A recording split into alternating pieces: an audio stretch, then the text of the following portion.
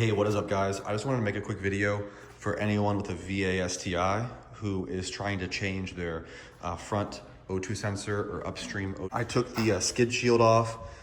There's a lot of like little pop clips and then 12 mil bolts that are under there. I took that off, and it's looks like it's a pretty easy location or simple location to get to. It is right here. Now that cord or cable comes up to here.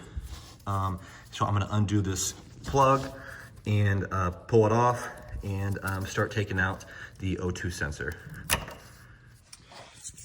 Here is the plug.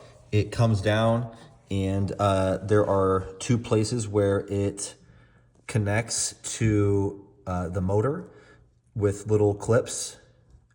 And I had to unclip those two, and it was completely free. All right, so I used a breaker bar and the socket to break the O2 sensor loose. So now it appears to be loose by hand. I'm gonna start taking this out.